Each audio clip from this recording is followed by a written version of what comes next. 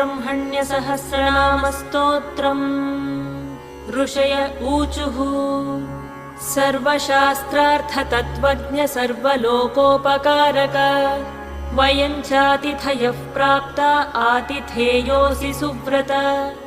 ज्ञानदानेन संसारसागरात्तारयस्व नः कलौ कलुषचित्ताये नराः पापरताः सदा। केन स्तोत्रेण मुच्यन्ते सर्वपातकबन्धनैः इष्टसिद्धिकरं पुण्यं दुःखदारिद्र्यनाशनम्। सर्वरोगहरं स्तोत्रं सूतनो वक्तुमर्हसि।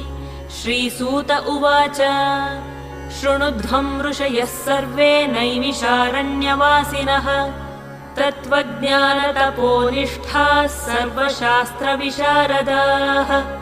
स्वयंभुवा पुरा प्रोक्तं नारद